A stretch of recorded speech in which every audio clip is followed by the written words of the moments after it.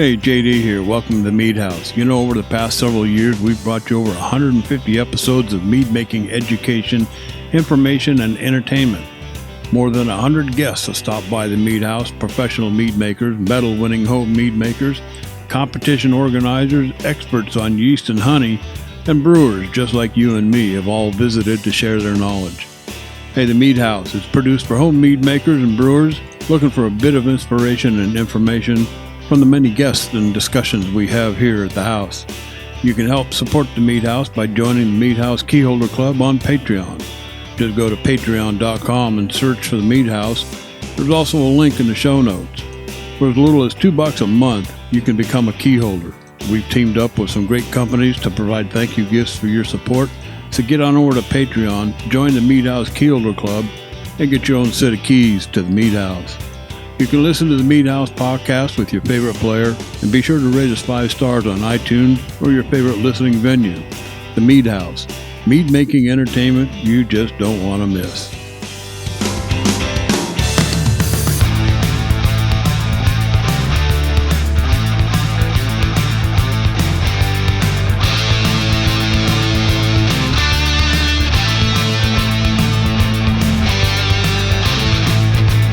Hey, welcome to the Mead House, and thanks for listening to episode number 155. Hey, we're going to keep on rolling with the podcast throughout the lockup, lock-in, lockdown, hibernation, whatever you want to call it. We're in because of the coronavirus deal, so hang in there with us as we complete day number 22. Hey, we hope everyone is practicing their social distancing skills. We here at the Mead House are certainly up on ours, with Ryan in Minnesota, Jeff and Candace, and I'm out here in California. If that ain't social distancing, I don't know what is. Hey, Jeff and Ryan are both seated at the bar. I'm JD Webb. Hey, you know, you can listen to the Mead House podcast on iTunes, Stitcher Radio, Spotify, iHeart, on and on and on. Front page of the website. You can find them all listed there, themeadhouse.com. Hey, in this episode, we're going to talk to one of the most persistent and challenging mead makers we know. Returning to the house is medal-winning Nathan Stegman, who was last here on episode number 128. And in segment 2, we'll get a brief update from Jeff and Ryan on the Iron Bee 2020. And then I've got a couple of projects I've been working on. I filled both the fermenters, Bertha and Betty. So we'll talk about those and a few other things. And then finally, segment 3, Facebook friends. This is where we try to answer questions with no formal expertise other than what we've experienced in our own brew room. All that and more here at the Mead House. But first, hey, and again, thanks to all the Mead House key holders who help keep the Mead House podcast free. You too can become a Mead House key holder and help support the show for as little as $2 a month. We've got some great thank you gifts to send to you, so get on over to patreon.com, search for the Mead House, or just click on the link in the show notes. What are we drinking tonight? Jeff, you have no idea what I got in my glass, do you? I do not. You're gonna crap your pants when you hear about this one. Okay. I am on the edge of my seat, figuratively and literally.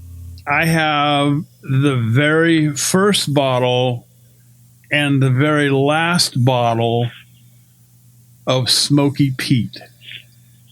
I know you do. And I'm drinking it tonight. Which one did you crack open? This is Smoky Pete. I've got the very last bottle.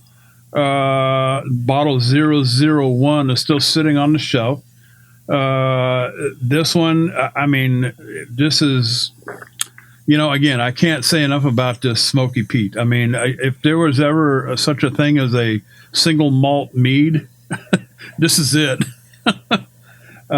This stuff is great. I mean, this comes from Sap House Meadery, Ash Fishbein and the crew out there. I'll tell you, you can't get this anymore. They don't make it unless I can encourage Ash to, put a few more barrels together. But this is a mead that he put together a number of years ago, I think, at least a couple years ago, I believe. And it's about 15, almost 16% on the ABV. But this is It drinks like a nice Scotch. A barrel aged product that he put together a few years back, and this stuff is just unbelievably good. You know, Ash, please make another batch of that, and put me down. I'll buy a case. I'll like upfront buy a case if that's what it's going to take, because that is my favorite commercial mead I've ever had. Ever. Now, yeah. I've had a lot of commercial meads. I mean, we're lucky on this show. We have the opportunity to try a lot of commercial meads. I've tried a lot. I've tried a lot of excellent ones. But when I think back, and the reason I say that is that's the one single mead that sticks out over, first and over all the others that I can think back about. I've had a lot of good berry meads, had a lot of good traditional meads, but none of them, have, just when you think back to what you've had, are screaming to come forward and, with that recall. So, Ash is an unbelievable mead maker. Sap House is just a wonderful meadery. And, it sounds like you got 3 cases already sold if you put that next batch together. I'm telling you, this is this is probably one of the best meads I have ever had in my life. I've tasted a lot, and you're absolutely right. Ash has really got something going when he put this one together. I believe it was aged in a Scotch barrel. And, the smokiness, everything is right there. It's right there. It's the smoke on this one's a little kind of on the mild side.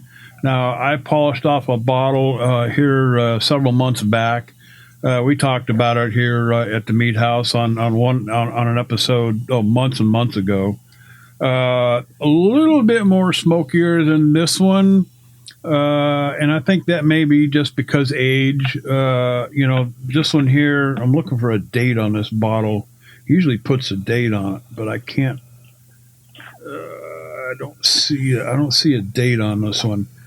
This one's got to be at least, I'm guessing with time in the barrel, I'm saying probably at least 2 years old, maybe more even. So, even in 2 years, I don't know how long it's been on the bottle, but the smokiness is still there. It's still prevalent. It's just not quite as strong as the first bottle that I had months and months and months ago. But this is outstanding. Really good stuff.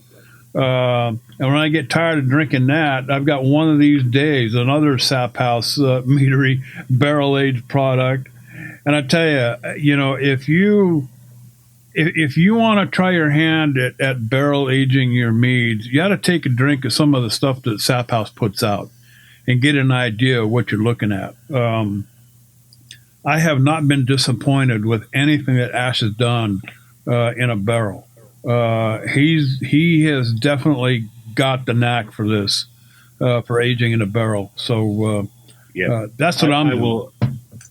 I will warn our audience, if you do that, you may set yourself a bar that is quite high for that barrel aging because, oh my God, I've had probably 4 or 5 of these different barrel aged products now, and every one of them has knocked that out of the park.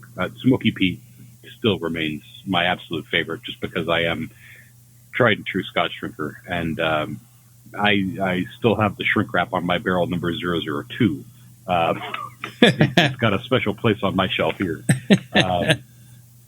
I cannot bring myself to drink it, but that is such a good one. And Ash, we do hope you bring that back. Yeah, this is the tasting. A few of the tasting notes. It's sweet on the tongue right up front, and then you get this wash of Scotch-like. Hard to describe actually. By the time it hits your mid palate, you get this smokiness that appears rather gently. It finishes on the dry side, and it's got a tartness that goes right along with the honey character that is very prevalent, even on the nose. wildflower honey, and honey character actually all the way through to the finish. So it's a very tasty, very good. Do not put this on ice. Drink it at room temperature to get the best out of it. I'm telling you, number one. So Jeff, that's what I'm drinking, dude. What'd you put in your glass? So after work today, I donned a hazmat suit and went and ran some errands. And on the way home, I happened to pass the liquor store, and their open lights were on. And I said, it has been damn near a month since I've been to the liquor store. So I dropped in there and I built myself a little 6-pack because, we're thinking about what we're going to brew for the supper. And I happened to pick up a couple cans of beer made with honey. My first glass here is Rogue's Honey Kolsch. It is a Kolsch style mead made with hop yard honey.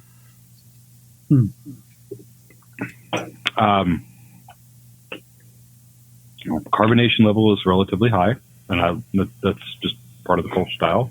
That's not a bad thing. I'm getting actually rather a lot of honey character. There's a decent amount of hops to it. It's very light. It's drinkable. There's a little bit more bitterness than I actually expect from a Kolsch, but it's all right. The other glass I've got is from, let's see, this is Coop Ale Works' Alpha Hive. This is a double IPA with honey. And this has a lot more bitterness to it. It's got that kind of that lingering, coats your tongue in the back of your throat kind of hoppiness to it. Mm-hmm.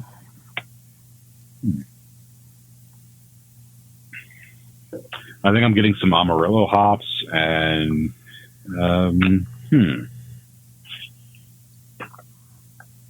trying to put my finger on it. I'm coming up a little short tonight. It's very bitter compared to the Kolsch. Neither of them are quite hitting, 100% on where I want to wind up for a summer brew, but they're both pretty good. Sounds good. And Ryan, you threw crashing the bottles around on the table, or? Yeah, clear some room off. Oh man! All right. I haven't been to a liquor store since before Christmas. Like you need to go to one. And I think that's the mark of being successful at home brewing. I make beers, meads, ciders, wines. I think that's the mark of being successful, is not having to go. I mean, that was the promise I made my wife, was, hey, if I buy all this equipment, I won't have to buy beer anymore, wine. So I just need bottles of whiskey or brandy every now and again. So what are you drinking? Yeah, so, since this lock in, lock out, lock up, lock down has happened, I kind of told you guys I've been going through quite a bit of what I call the age it out portion of my cellar. Yeah. I'd make a batch of mead, and it's happened to me earlier. It hasn't happened in quite some time, but I'd make a batch of mead, and it might not be just, exactly where you wanted it to be or exactly what you were hoping. And I'd say, let's just see how it ages. Just kind of see how it ages. We'll age it out. See what happens. I haven't heard the stories in a couple of years now, but sooner than that, but I'd say a while, of people who would, they quote unquote found a carboy in the back of their closet. They'd been there for 5 years, and oh my gosh, it was amazing. After they tried it, you hear all kinds of stories like that. I mean, even from the really good mead makers, when Thomas Eibner was on the show last time, I think he was saying that, he was ready to pour out like a rhubarb strawberry mead or something, and then it ended up being like gold medal quality. I haven't exactly gotten that lucky. I found the best to show in the age it out section but I've been using a lot of those bottles to make mead cocktails. I've been doing a lot of mead tails lately, and really playing around with those. And that's kind of been my nightly routine. But tonight I am doing something a little different. I am, fortunate enough to live at dead in the center of the largest concentration of championship mead makers anywhere in the world, here in the Twin Cities. Here in the Twin Cities, Minneapolis and St. Paul, around the metropolitan area. It's just an unbelievable collection of home mead makers. And because I haven't done it in quite a while, I am doing a mead house double fest. And the other day, a package arrived for me here. It's a drop off. I got a half a case of bottles from one of those championship mead makers, and I am trying two of them. These are from our guest tonight. In one hand, I have his lingonberry mead, which is just described as a light mead, but I don't know. I think he might have undersold it on light, because I think he and I might have a different opinion of what light means, unless he just means light quantity of berries on it. Because it's still got amazing body. It's still got some, some really nice structure, and you're getting that balance of honey and lingonberry. It's very well put together. I'm greatly enjoying it. I'd love it. I think carbonated, it would be just out of this world. In my other hand, from Nathan, is his Black Mission Fig and Bourbon Barrel Mead. And this is just unbelievable. I mean, I'm getting that bourbon barrel, that oak in there. Unbelievable, the amount, the balance on it. And then the Black Mission Figs are coming through, so that it's not too one-dimensional or too going in that direction. It's got some sweetness or a little bit of tartness to balance it out. This is just unbelievable. I was actually worried that it was going to be too heavy for me, because last night I tried one of his other meads. It was called a Dragon Fruit and Tart Cherry with Gallberry Honey. And it was excellent. First of all, it was kind of pelletant, so just a little bit of bubbles. It had some great legs on it, just very long legs. I mean, I was going to make a joke there about Ventura Boulevard, but it kind of escaped my mind as the moment passed. Excellent balance, very fruit forward. It had some good balance of sweet and tart. And I was really surprised because the color on it was kind of like almost like a bourbon color, just kind of that light caramel color. But it was very good. And kind of taking that, these three meads that I've had now are very, very different. They are all fantastic. And I can't wait to talk to Nathan a little more about them. As JD mentioned, he was on our show. It's been almost a solid year since he's been on the show. Like a lot of competition mead makers, a lot of competitions have been canceled or postponed, although not the Iron Bee. So that's put a little bit of a quash on some of their routine here, getting into early 2020.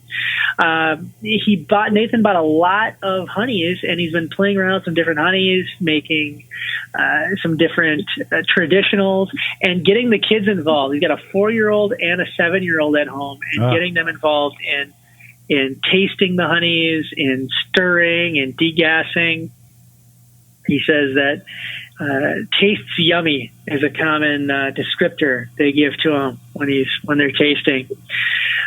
He's done some experiments here with gulberry honey, pumpkin blossom honey, and the pine honey we talked about from Turkey on the other show.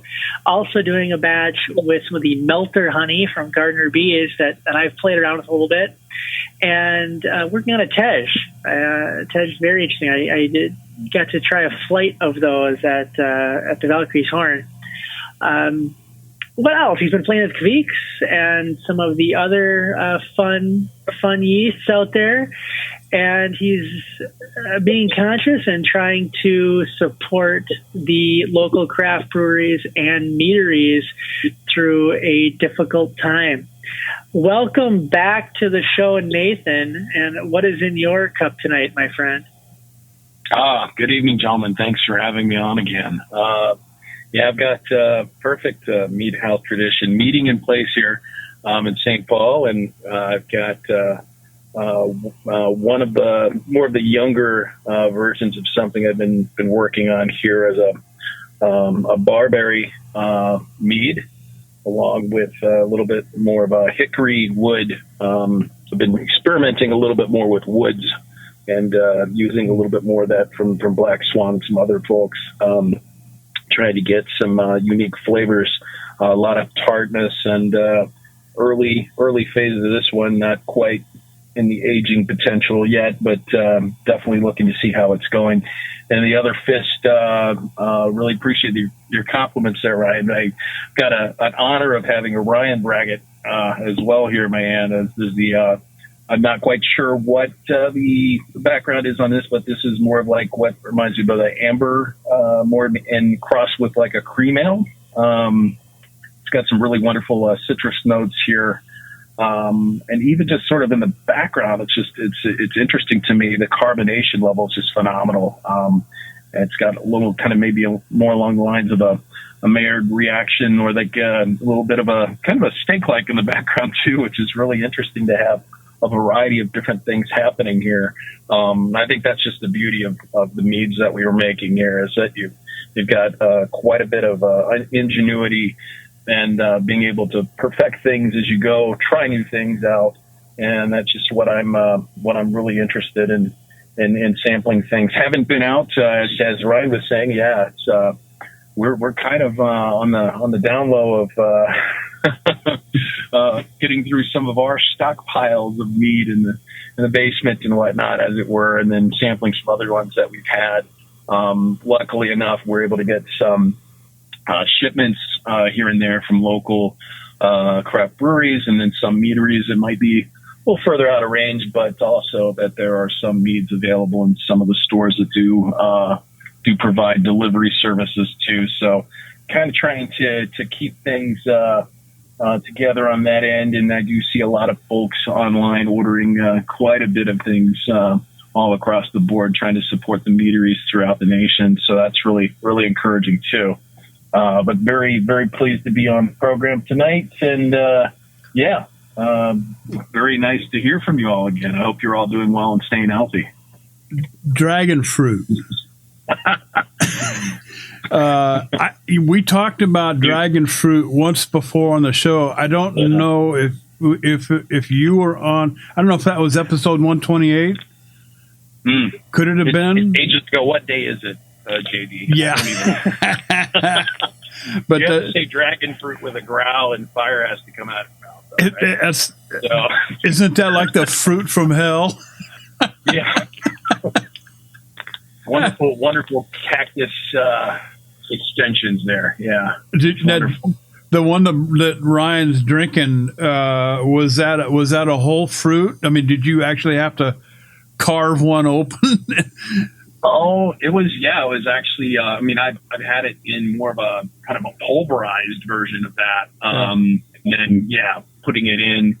And I guess, as many do, we're looking at blending things and hoping for the best, tasting things, seeing how it goes. And then certainly, as it ages, seeing how those things refine a little bit further. The tartness of the cherries kind of fighting a little bit with the dragon fruit there, I like to think. So, yeah. I think it was, it was probably 100 years ago, my wife and I, we wondered, I don't even remember what market we were in. We saw one of these things and we thought, well, let's take one home. Never again. One of the JD, most. I think you may be confusing the dragon fruit and the durian. Oh, maybe I am. I don't know. I thought it was a dragon fruit. Isn't it that big old thing with a bunch of little horns on it? That's the durian. That's the durian. The one that's really apparently stinky when you cut it open. Yeah. Oh, my mistake then. I'm sorry. I thought that. Well, you might as well call it a dragon fruit.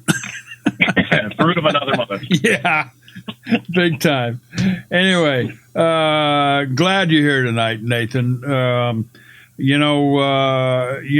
was reading the bio here that Ryan had put up on our show notes, and I see you're playing around with some of the Kveik yeast. How do you like those? Oh yeah,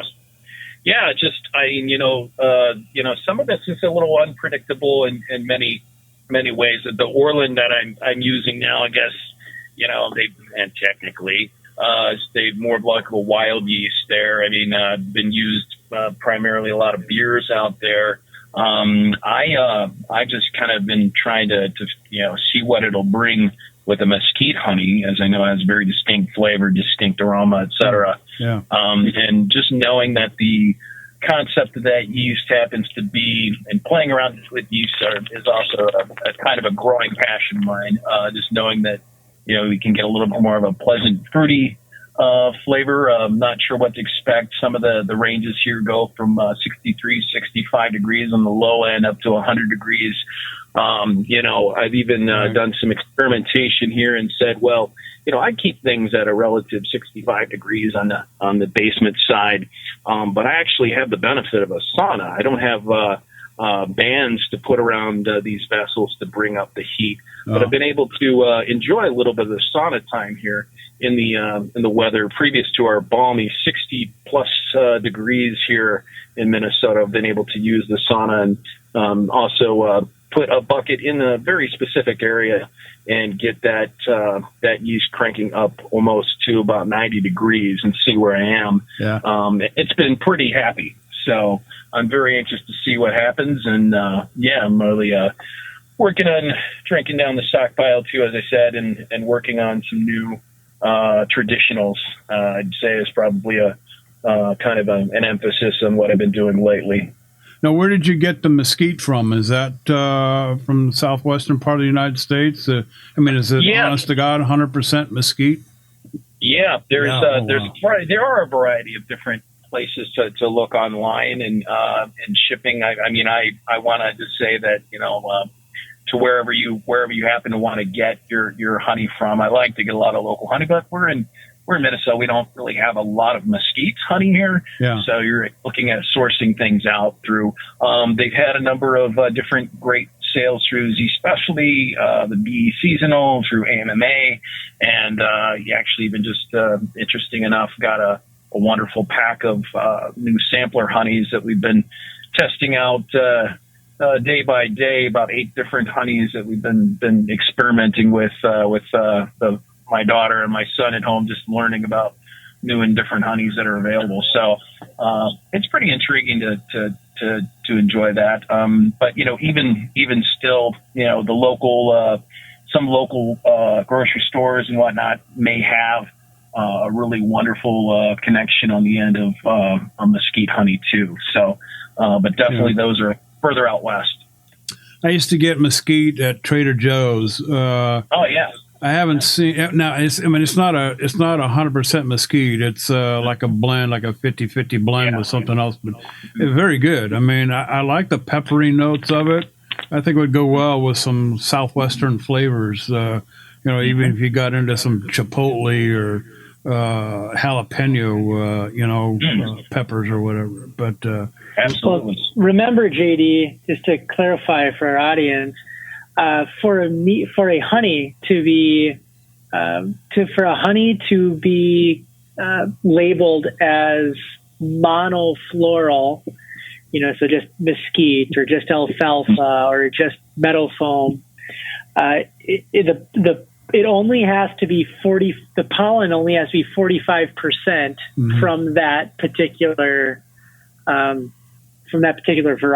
Yeah. So you want to be careful when we say like 100% because we don't know. I mean, you could test it. You could test the pollen. As long as the pollen is 45% mesquite, you can just call it a monosource mesquite honey. Yeah. It's delicious, nonetheless. Yeah. Good stuff. Go ahead, Southwestern was wonderful stuff too. Yeah. Yeah. Oh yeah. Because I'm drinking this Mission Fig and bourbon barrel, and the wood character is just beautiful on it. And you mentioned that you were talking about or playing with other kinds of wood.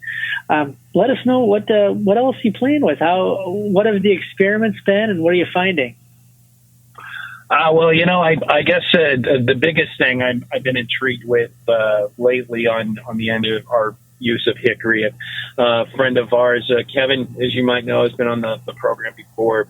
I had our brew club had a special purchase of a number of different honeycomb staves and whatnot. So we've been looking across the board at everything from the cherry wood sassafras, the wonderful white oaks, and other elements that will kind of yield various flavor compounds into your mead if you're using it in primary or secondary. I mean, looking at being able to age that or whatnot. With the bourbon barrel, that one strictly in the Mission Fig, that was definitely a all out through a bourbon barrel. That wasn't added for wood, but I've been experimenting a little bit here and there, just kind of seeing what really some of these flavors will bring out, knowing the kinds of honey that we're using. And I'd also even employed my kids to kind of look through and say, oh, this might be interesting, and understanding a little bit some of the descriptions and the notes on that too. So I've taken to suggestion, so to speak, recently. So yeah. We like to see what we can do. And, I guess on the whole, I'm pretty intrigued just to take one thing at a time. Like you said, not, if you got 5 spices or more, you're overwhelming the taste buds. So looking at, really what's simple on the end of the honey, the wood, what we can do with the yeast to provide some of that either fruitiness, or if we're going straight up for a clean cut for traditional or dry, that's what I'm looking to accomplish. So kind of setting forth with that. At the same time, working with barberries, people traditionally are making rice dishes with saffron and whatnot, a Persian rice dish and with chicken and whatnot. I'm kind of looking at a couple of those things and saying, well, what's going to be a nice culinary experience with mead making? Yeah. So that's kind of where I'm at. That's some great stuff. So, I've tried 3 of your meads here, and they've all been very different, but there seems to be kind of a common thread that is pulling these all together, and that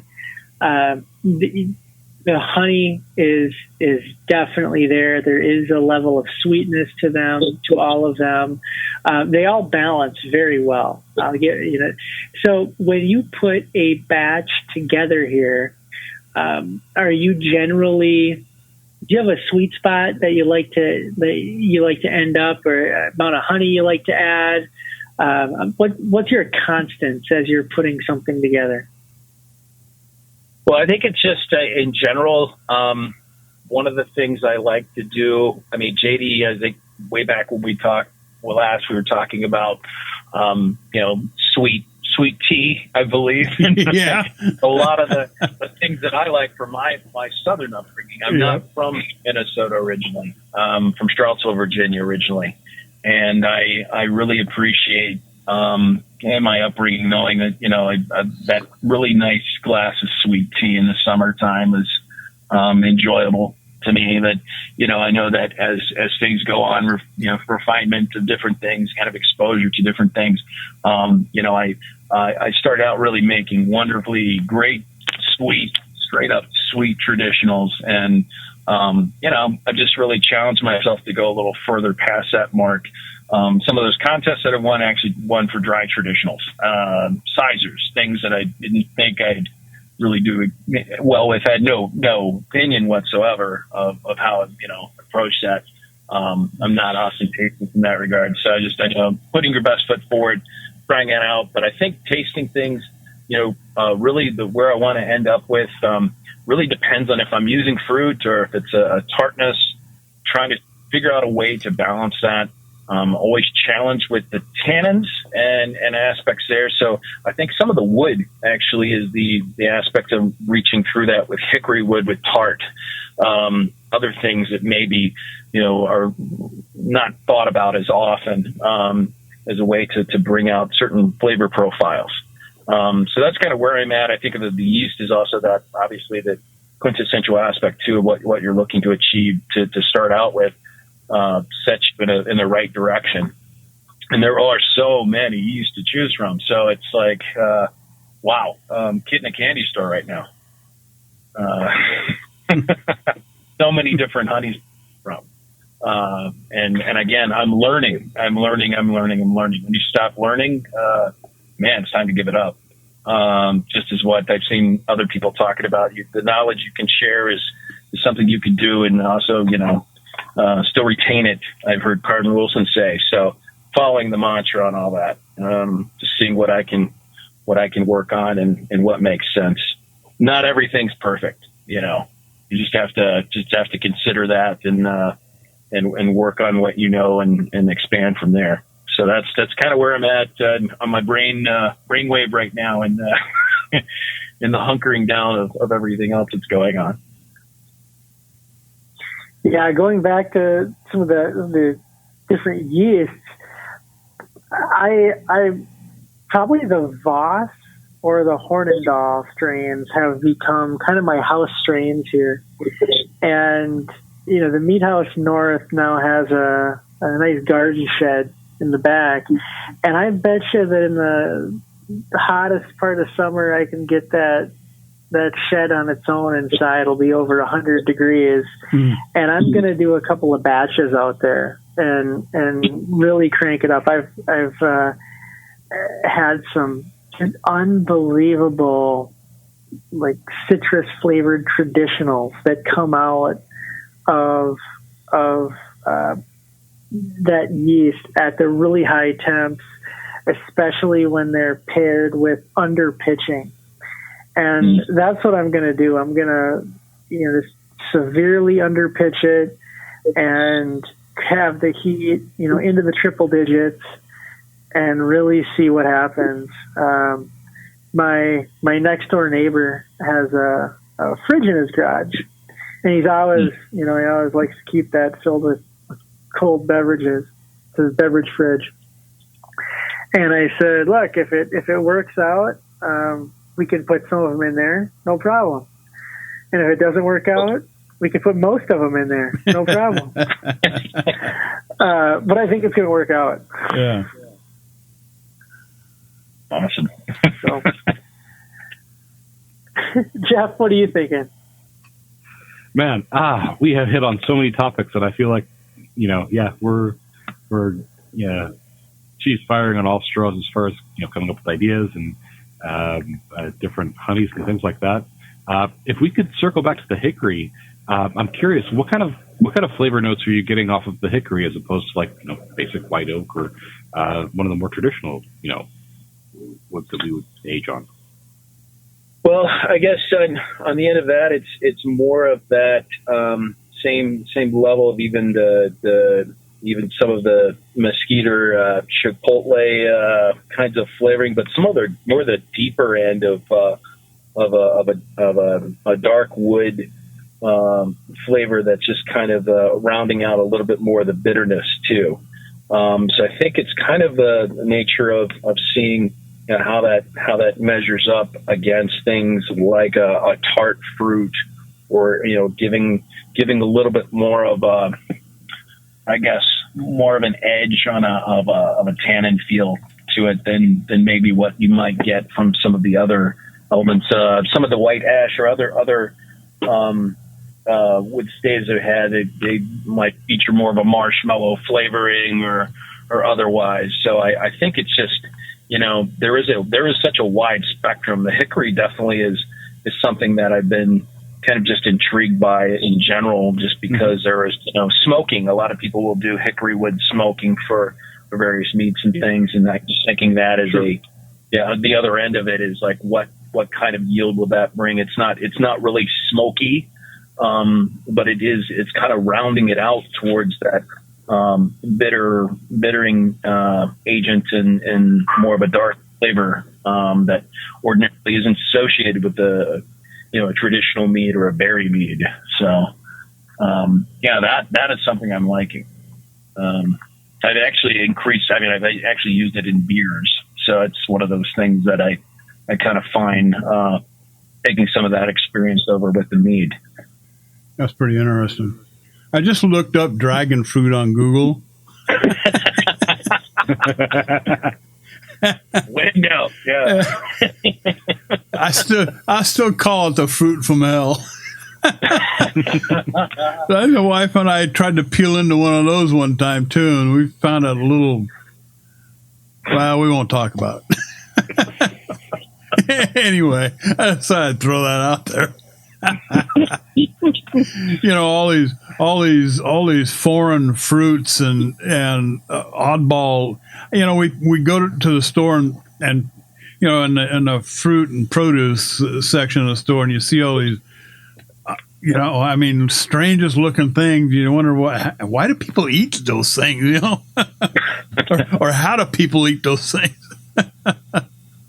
Oh yeah, so I just looked it up. So yeah, you're right, Ryan. Dragon fruit, one of those little red things. They come in yellow too, I guess, but one of those little red. It looks like a fire-breathing dragon. Anyway, just thought I'd throw that out there. It's not arugula. No, it's not arugula. Hey, before we cut you loose, Nathan, you're doing a Tej from my notes here. Not a lot of our listeners probably know what a Tej is, and I'm not all that familiar with them. So give us a rundown on this project you've got going on there with the Tej. Well, yeah, I've made a couple of different Tejes before, but it's just something where traditionally it's Ethiopian in nature. Is the historical aspect of this is just looking at being a historical mead in its definition, but in particular using what is a bittering element, something that actually you get a level of wild yeast from the Getcho Enchat. I think I'm pronouncing things correctly to a degree. Sure, yeah. But basically, you've got a couple of different options there, and where you source it. If it's the leaves, or if it's the actual stick form of the hops that were the Enchat Getcho. And so I like to use the stick form, and technically what I do to try to kind of mitigate that with the wildflower honeys that I'm using. I'm using a little bit of wildflower and basswood because I'm trying to come up with a couple of different flavors here and a little bit of dryness too. But what I'm doing is putting that down in more like less a hop spider and trying to get what is a steel or a mesh container. A lot of people will put it directly in, and I've done that before. I'm trying to kind of figure out a way to help some of the clearing aspects of this. Mm-hmm. And really what it is it comes up, you get a very unique flavor along with that bitter element in the background. It's a very much nice herbal complement to the honey and the yeast that you're using. I'm using more or less some clean based yeast, and in past I've used more fruity based yeast to get a little more of a fruity complement. So most of these clear up pretty nicely. I like to put it on a level of high carbonation for getting a little bit more of a champagne quality to it. But for the most part, it's not something that's created that way. It's usually more of a still or served in very big glass jugs. Traditionally, there's some tradition aspects to that, and oftentimes I've heard some stories about people getting these in things like glass soft drink bottles, and that's how it's served in different areas of the country there. So it's trying to explore a little bit more of bringing some of that into my household and getting the kids involved as well, learning a little bit more about some history. So it's a good. Excellent. Good deal. Well, Nathan, thank you for stopping by. Thank you for the meads to taste. I look forward to trying more of them, and always love having you on the show. Definitely will have you back again. All the best to you and your family here this spring. Yeah, appreciate it, guys. Thanks so much. I'm looking forward to the Iron Bee, especially that bracket challenge there, Ryan. There you go. There you go. You guys And take best of care. luck to Thank you you. so much again. All right, Nathan. Thank you, man. Meet on. You bet. Bye-bye. Good night. Nathan Stegman. I tell you, the guy is a medal-winning mead maker of the first degree. I don't know how else to explain it, but I tell you, some of the stuff he's put together, Ryan, you're drinking some of them tonight. Yeah, and they are just fantastic. I tell you, I used to say that I didn't like sweet meads, or they were tough for me to drink. They're just, way too sweet, and it just, I couldn't handle them.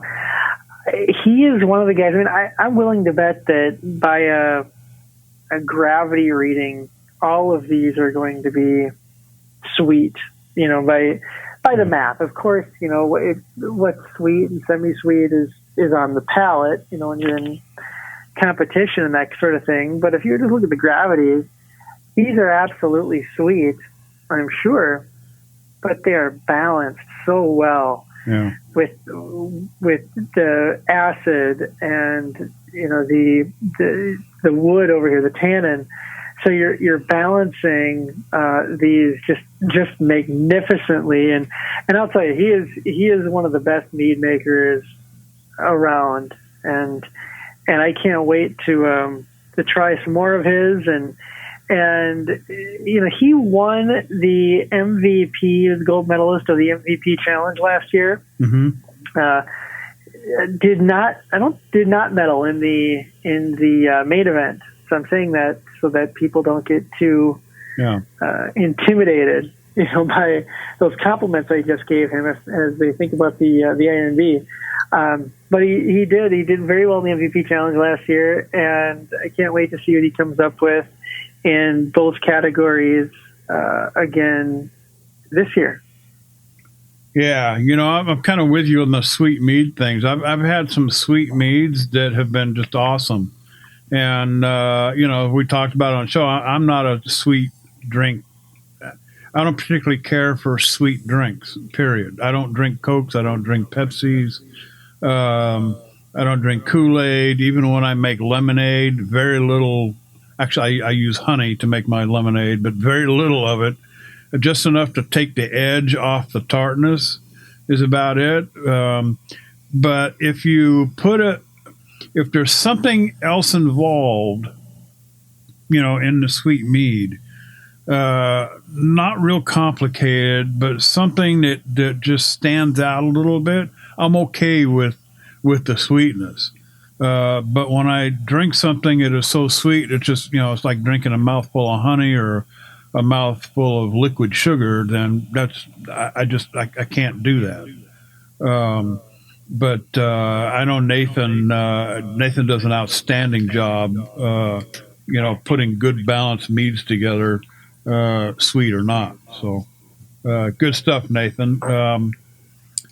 Well, moving on, folks. Let's go to Jeff and Ryan here for a little bit. It's probably not a whole lot we can say about the Iron Beat 2020 at this point. Well, but, we did I guess I kind of touched on it there for a second, talking about Nathan, but Iron Beat 2020 is still on, and he's still on as planned.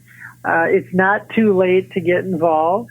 Yes, you'll have a little shorter time to craft your meats, but that's okay. No problem there. I think sometimes the less time you have to think about it, the less you can tinker with it. And sometimes where a lot of problems happen for people is when they keep tinkering. So that's okay. You want to get in and do it.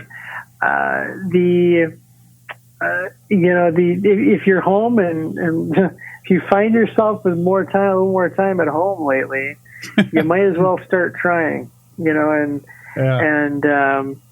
tell you, the secret ingredient, would come your way, but you already know that a braggot is part of it, so you can get working on that while Jeff gets out your package for you.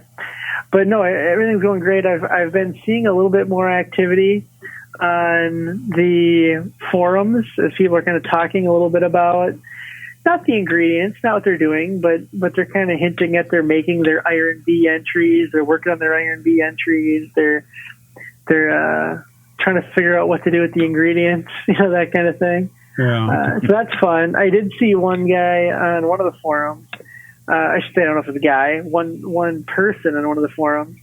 I think they were kind of stealth, trying to get feedback on what they were thinking about doing. But it's great to see everybody out there and really, really having a lot of fun with this. I think this is one of those fun projects that can help just bring a little more joy to you if you're starting to get the cabin fever blues. Cabin fever blues, yeah. Jeff, anything to add as far as Iron Beat goes? Are we still taking entries, or what's going on there? Absolutely. The entries are still open. The Meat House Fulfillment Center over here in Kansas City is still running on all fours. And if you guys are inclined to join us, we would love to have you. As Ryan said, you might have a little bit shorter time than some of our other participants, but don't let that discourage you. There is still plenty of time to get a nice meet together. And come on and join in the fun. Good deal. Good deal. Well, I finally got off my duff and put a couple of projects together.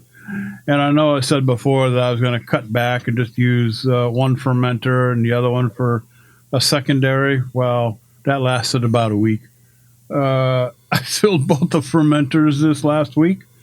One project, I got an ale kit. I just bought one. I just went over to More Beer and I bought this American ale kit. I just happen to like American ales. And but I did a little, little extra to it. I mean, I went through with the boil thing and the hops and all of that. But at High Krausen, which actually came kind of quickly, I used California White Labs California Ale yeast WLP 001, I believe it is. I love that yeast. It just makes really tremendous brews. And, of course, High Krausen, fermenting at 68 degrees. High Krausen came on day 2 rather quickly and added about 4 pounds of Knapwood honey that I got here locally from a honey source here close to us up in Fillmore. And it just hit 1.010 today, so it's pretty much done. I am pretty much cold crashing it, trying to get it down to about 38 degrees. and I'm just going to let it sit in the fermenter for now probably 3-4 weeks, and let it clear out as much as possible there, because it's from there it goes into a keg, and after that it just I let it drop out a little bit. Put the CO2 to it, and I use the method that I use for my CO2. I've tried everything. I've tried, you hook the CO2 up and roll the keg around on the ground for a while. That gets old. And then I built this inline CO2. I don't know what the hell you call it. It's like a little DIY thing that I built with a pump that recirculates your brew in your keg past a CO2 stone. And I tried that for a while. Wasn't real happy with that, but the most successful way that I find in carving up your brews in a keg is to buy these keg lids that have a kind of a, well, it's got a little nipple on the underside and with a hose, and then it goes down about maybe 18 inches to like a 5 micron stainless steel. What you call it? What do you call those things, Jeff? Airstone? Yeah, like an Airstone. And then I hook it up to the CO2 at whatever, usually about 14 pounds. You can go higher if you want to make it quicker, but I usually do 14 pounds, leave it sit there for about a week, and it's done. It's good, and that's how I do it. So this project is almost, well, it'll be, like I said, it'll be a few more weeks in the fermenter. Now the other one I did, and I sent these recipes out to both Ryan and Jeff. I think you both got them. One I'm calling like a Citra Ale braggot that I did, and it's 5 pounds of Pilsen. A while back, I did like Brian did. I went out and got 50 pounds of light Pilsen. I think it's a 2L dry malt extract, and put it in a big container here at the house. And so I used 5 pounds of that with 2 pounds of wildflower honey that went in late edition. And actually, I didn't use wildflower. I had about 3.5 pounds of some orange blossom left over. And so I just dumped the whole thing in. So I have no idea what the ABV is going to be on this thing.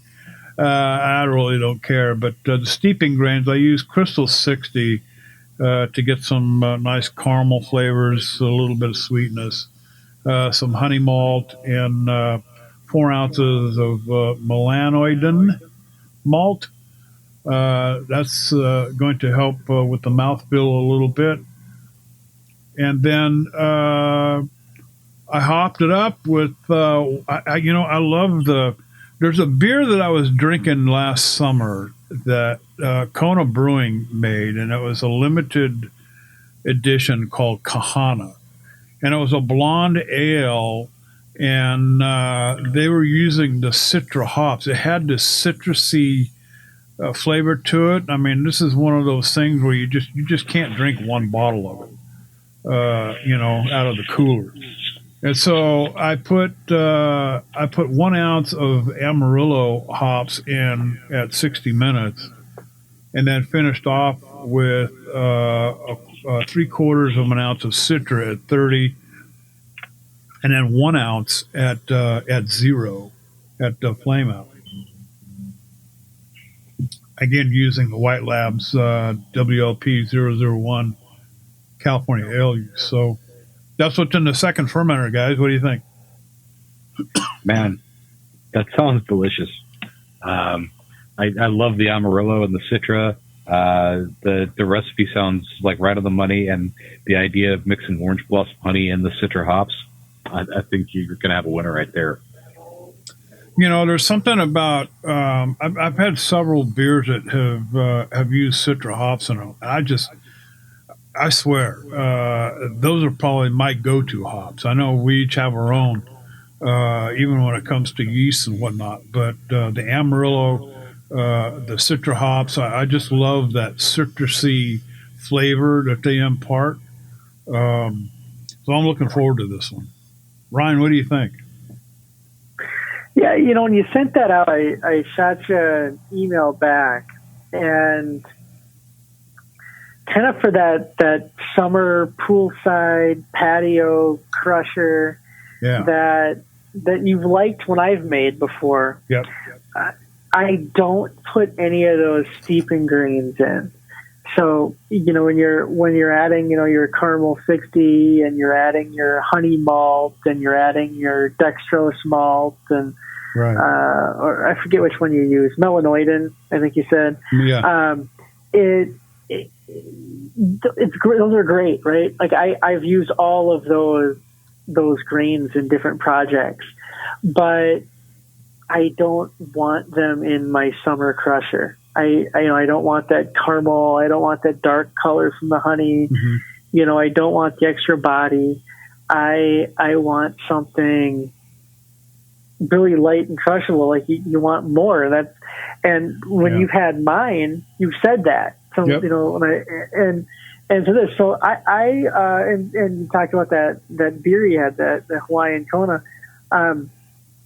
So where I would go with that is just use the Pilsen malt, just add the honey at high Kreuzen like you're doing, just do a hop stand, with the Citra. I think the Citra is a great option. Yeah. Love the Citra, especially the Citra from YCH hops.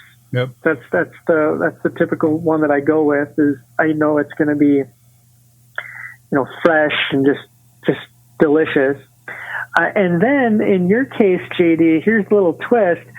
I might add while I'm doing that hop stand, maybe in that hop stand, I would add the zest, also in a hop bag. Yeah. I'd add the zest of maybe 2 or 3 Cara oranges. Yeah. And just bring out a little bit more of that citrus that's going to play off of those hops.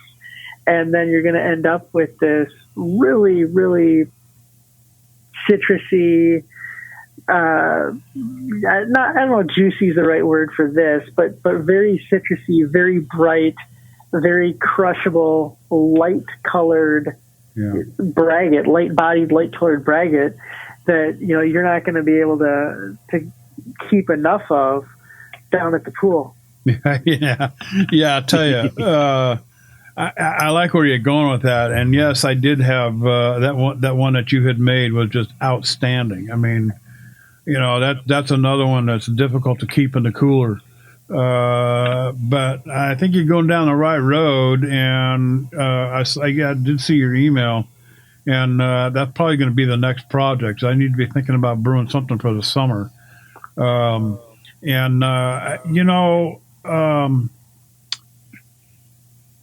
gosh, the thoughts just slipped my mind. Who was it that was last on? It was made the stout style braggot or mead rather. I don't think it was a braggot. I think it was more like a mead. Well, I guess you could call it a braggot. I think we called it a braggot. That was a Jonathan.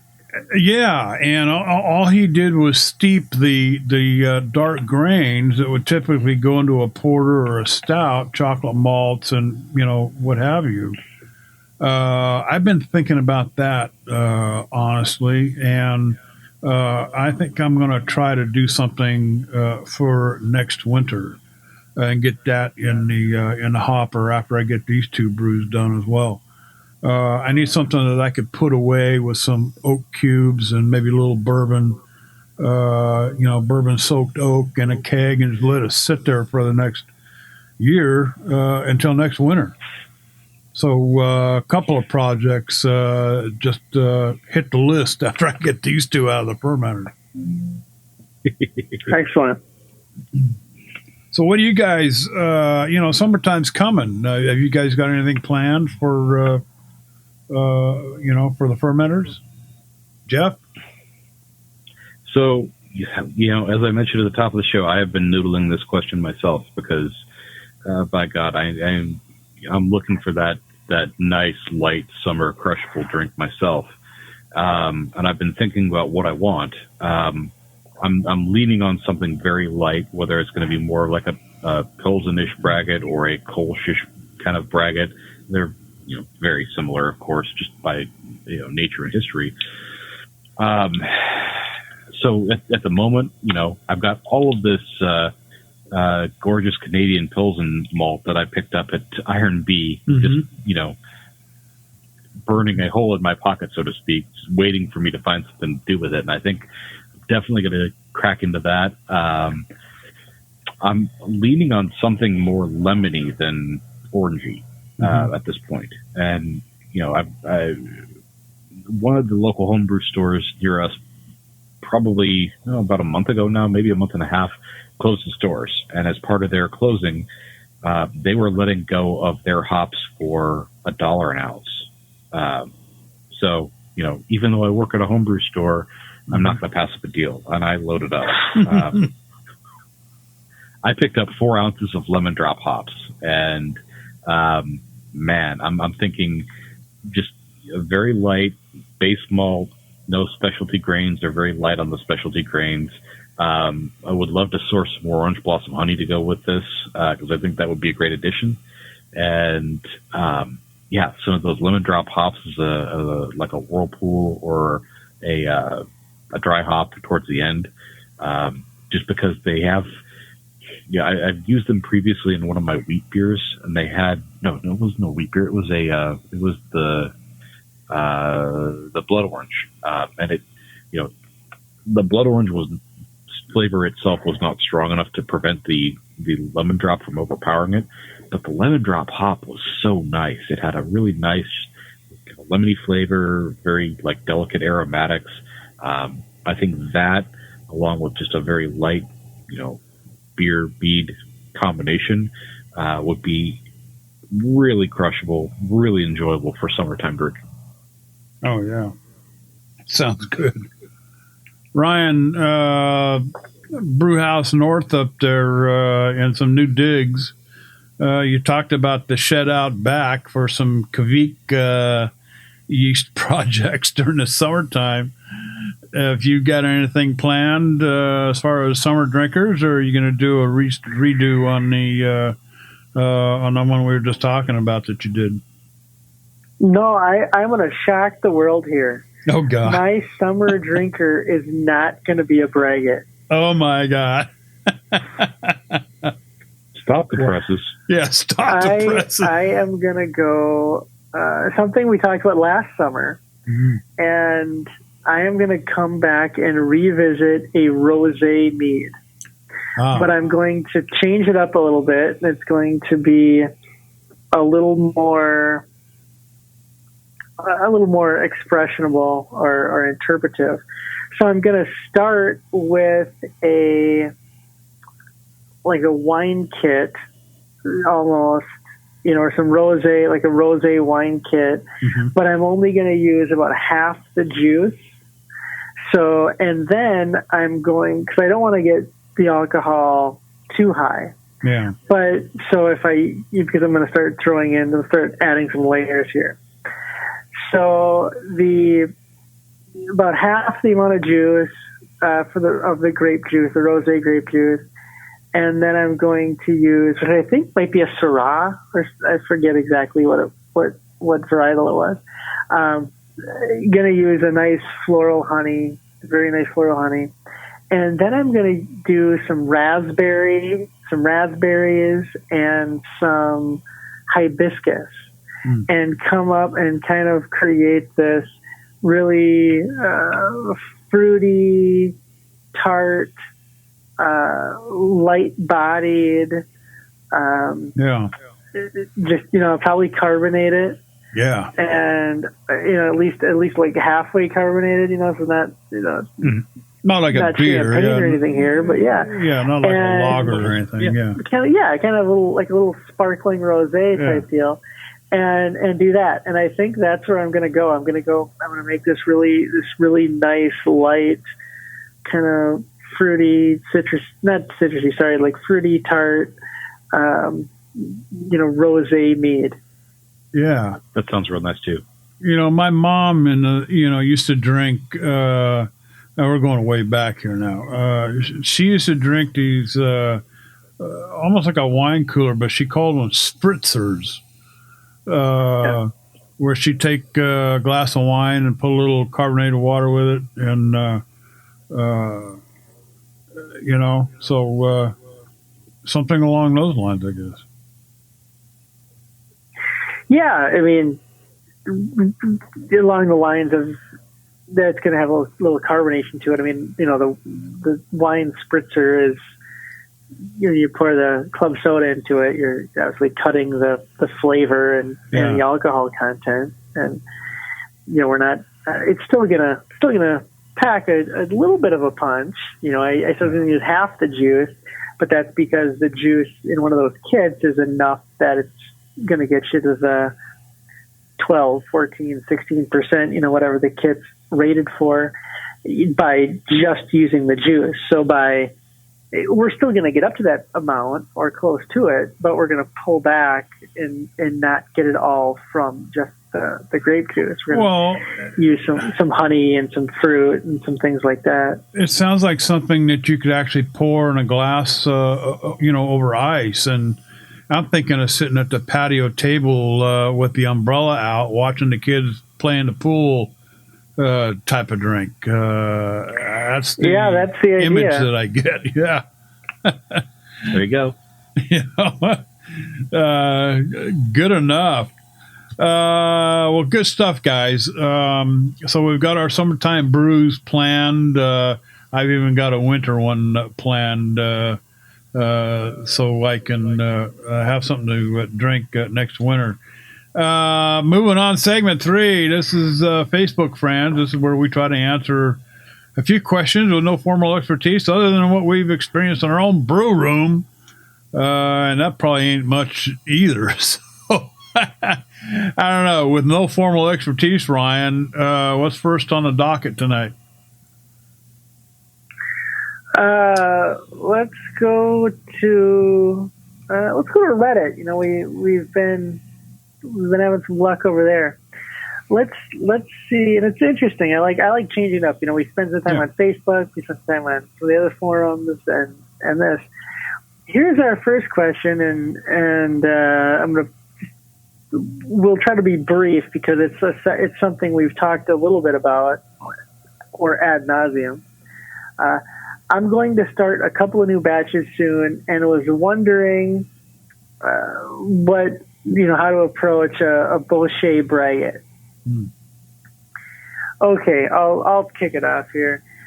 A couple of ways to the Bochet Braggot. I've done what I call the single pot recipe, and then I've done what I call the no cook recipe. The single pot recipe is I take my kettle and I caramelize my honey right on the flame, and then right after that, once it's caramelized to the level you want, and for me, it's when I start smelling toasted marshmallows. That's when I get that level I want. And I then add the water to that kettle. Usually I do these as extracts because that can be pretty easy. But I have done them all grain as well. Get the water in there to the level you need, up the temperature, mix in your extract, and go. And if you're doing steeping grains, a lot of the times with dark grains, I really like cold steeping them. So I'd probably cold steep them in a bucket. So all right, I'll kind of lay this out. Maybe 24 hours before I'm going to brew, 36 hours, I take all the grains, put them in a grain bag, put them in a 5-gallon bucket, a clean 5-gallon bucket. It doesn't have to be sterilized, man. It's got to be clean. Put it in the grain bag, fill it up with water, and just kind of let it sit for 24, 36 hours at room temperature, cold room temperature, or colder temperature. Little colder the better. And then, so I'm caramelizing the honey on the flame.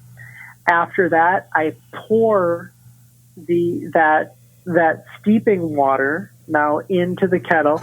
That's why it doesn't have to be sterile right off the bat. I mean, it can be. It's got to be clean. It's not going to hurt you to be sterile. It'd be great if it was sterile. But you pour it into the kettle. You bring that to a boil. Take it off the flame. Stir in your extract.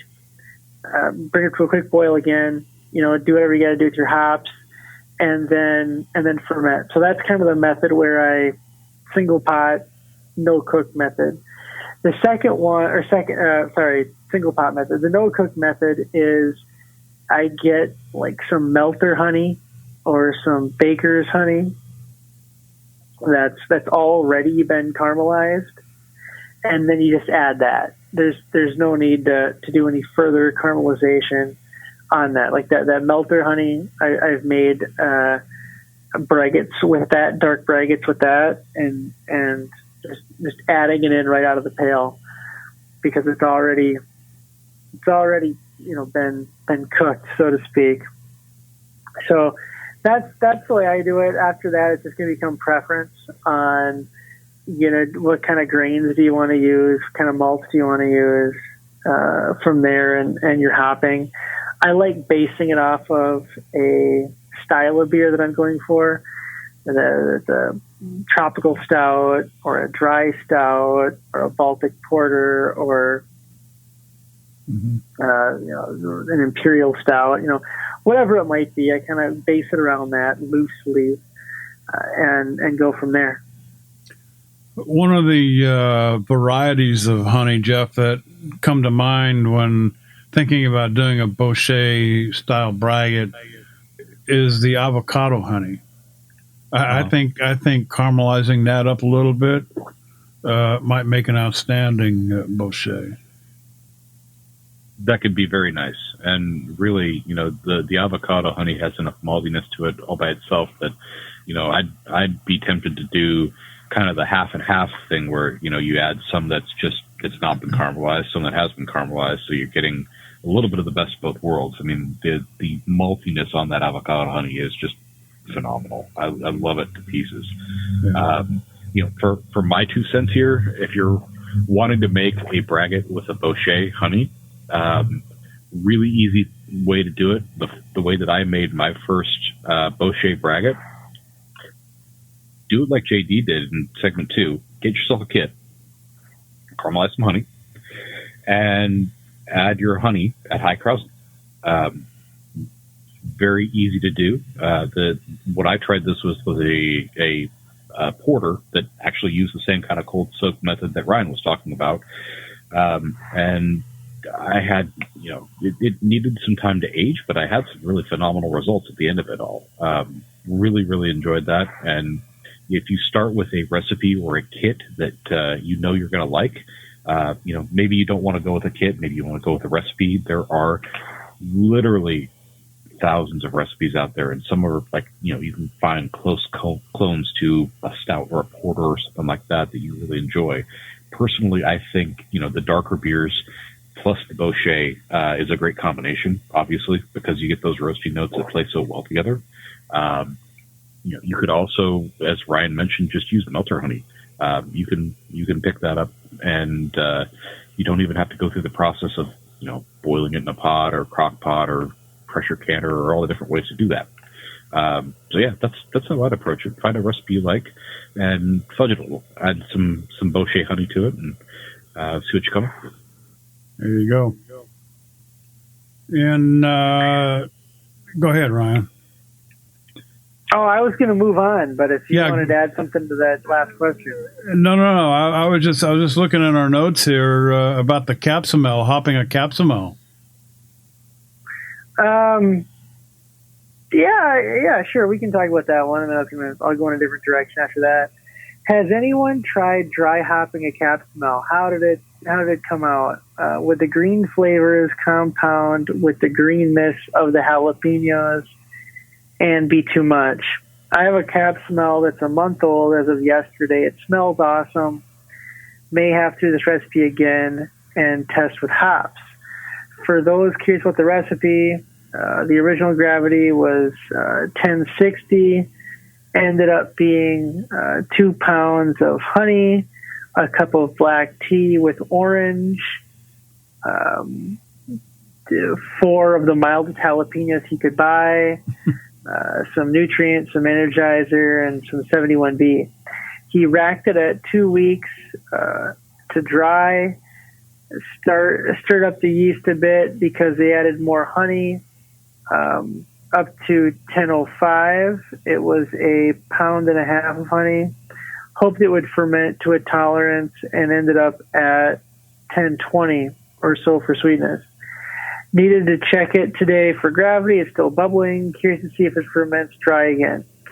First batch, it might. 71B can chug. Yeah. First batch. Oh, sorry. So that's the end of it. That's going in. So he's got a jalapeno mead, and he wants to dry hop it with hops. So sometimes we use the word dry hop just to mean the action of adding something later on. Like we've heard people say, dry hopped coffee beans, or I dry hopped, my chili peppers. So he actually means dry hopping it. He's got a very mild jalapenos in this mead that's got some residual sweetness, and he wants to add hops. I'm intrigued. I think there's something he might be able to do there. I'll tell you, on the beer side, I once tasted somebody had a jalapeno cream ale, and it didn't do it for me because it was just a light beer with a lot of jalapeno spice. Mm-hmm. On the mead side, Ricky the mead maker had a mole mead, with chocolate and chili peppers, which was very pleasant.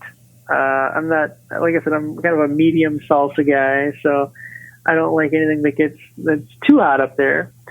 But the dry hopping the jalapeno, it could be interesting. I'm not sure what might play well off it. Whether it's the earthy hops, the citrus hops, the piney hops. I don't know. Jeff? What do you think? I go back and forth on this one because jalapeno can be. He said he used very mild jalapenos, so I'll give him credit for that. The jalapeno can be a problematic flavor, though, just to blend with other flavors. And I don't know. I think if I were going to try dry hopping, I'd probably go for some of these like the Australian or the New Zealand hops with some of those like fun tropical fruit flavors. That could be good, but I don't know. He also mentioned some greenness from the jalapenos, and that kind of speaks to a vegetal flavor for me. I don't know. That's a little problematic by itself. I think, the way that you're incorporating jalapenos into the meat can be problematic too. I've done fresh pepper, and you do have to pull those pretty quickly in order to not get the vegetal flavors, but still get some of that essence you're looking for. So, I would lean towards the maybe like some Ozakas or Mutekas or things like that are going to give you some fun tropical fruit flavors. If I were going to try that.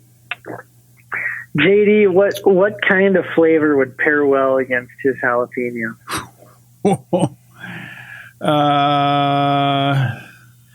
I'm not so sure. Well, it depends on how much of a zing he's getting out of the jalapeno. I've had a couple of peppered, hot peppered meads and beverages before, and the first thing that hits your tongue is the jalapeno or the pepper, and that pretty much negates anything after that. So any flavor, adjunct or whatever that you might have added to it might have been overrun by the jalapeno right from the very start, because that's what's going to hit your tongue right in the front. So I would study the hops. There's a lot of hop profiles out there. Go to Yakima Chief.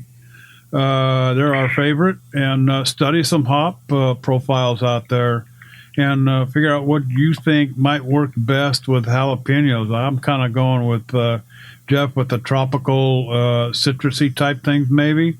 I mean, what goes better than a lime with some jalapenos and, we're talking about, the kind of the Mexican cerveza end of it here.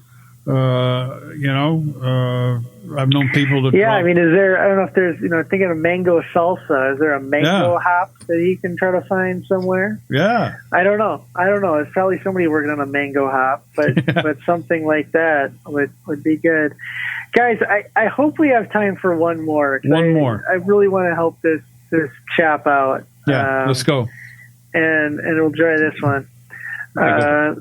About 9 months ago, I had a batch mostly finished.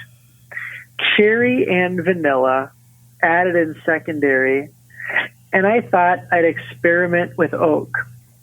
Got some of your oak spirals and added about a third of a spiral to each of a handful of 1 gallon carboys.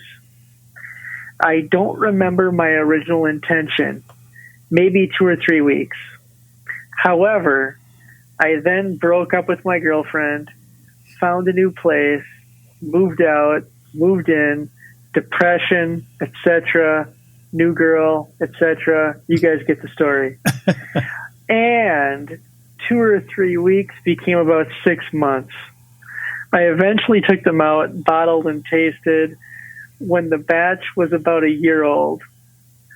I have no complaints about the rocket fuel, but oh my funny goodness, too much oak. It's horrid. Is that ever going to go away significantly with time? Well, I guess the first thing you got to ask yourself is, are you brewing for the ladies in your life? Yeah, both of them. Always keep a keg or a case of what they enjoy, fresh and ready. Getting to the oak, and the cherry vanilla sounds great, by the way. I've made cherry meats before in different ways, and the oak will go away, but it can take a very long time. It can take a long time to dissipate, but it does dissipate. I've got an intentionally over oaked sizer that's like 3 years old, and I think it's great. I intentionally over oaked it. It's 3 years old. I think it's still great to drink right now. If people drink it, depending on who we give it to, and they think they still think they're drinking a 2x4. It's still got a lot of that oak character in it. With that being said, you can. I think you said you bottled it, so it's in the bottle. You're probably not going to do much more with it at this point. But long story, yeah, it will, but you've got to be patient. Kind of what you described, it might be 2 or 3 more relationships down the road. I think, my first question is, how much oak did he put in these 1 gallon? He said he put about a third of a spiral in a 1 gallon batch. So it might be a little bit bigger. If you were to get those 1 gallon spiral plugs, it might be just a little bit bigger. I'm kind of picturing this. maybe a little bit bigger than a 1 gallon plug. Well, let's talk about 5 gallon batches for a minute here. Now, I have oaked 5 gallon batches in a carboy and left them sitting there for 8-9 months, and I don't get any over oaking whatsoever. So I think what we're talking about here might be how much oak went into the 1 gallon. A third of a spiral sounds like might have been a little too much. I've gotten some sample spirals from some oak producers out there, as you guys well know, and the samples that we got were for 1 gallon size projects were probably maybe 1.5 inches long. So I'm thinking a third of one of those spirals, he's probably looking at what, maybe 3 inches. That may be a little bit more than what was necessary for a 1 gallon project. So I think that might be the start of his problems right there. But then you can also go to the Ryan route, blend it with something else. Even if you have to go to the store and buy another mead, you can cut it, with something else, or make a mead tail out of it. Like Ryan does. Jeff, your thoughts? Well, I'm kind of trending on that same idea. Like Ryan said, the oak is eventually going to go away, but you're probably not patient enough to let it sit that long.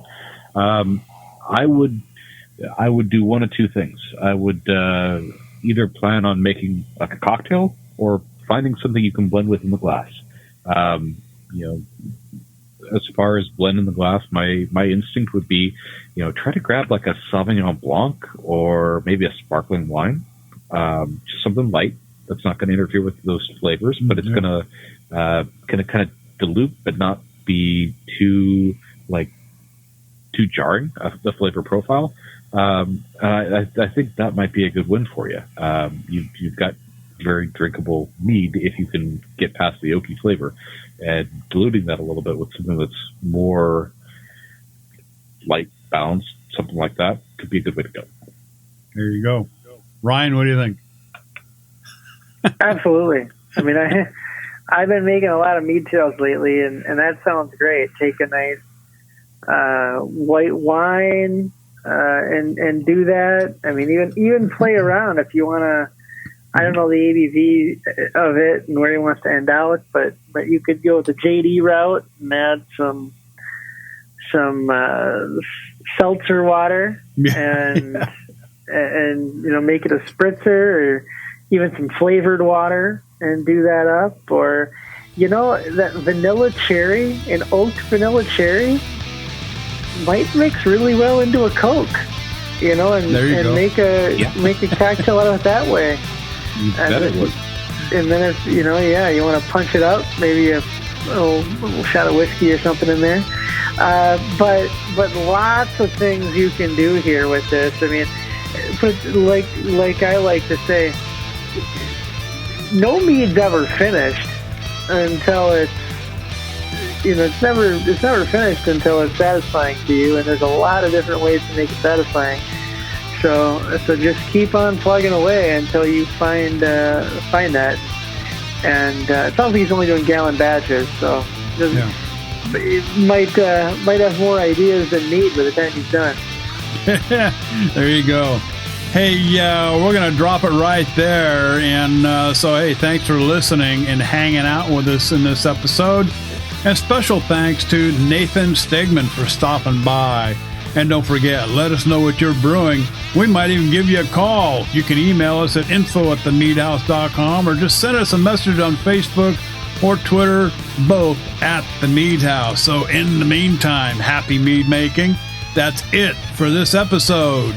Ryan, you know the drill. Flip the lights off. Jeff, slam the door shut. Hey, we'll be back in a week with episode number 156 of The Mead House. We're gone.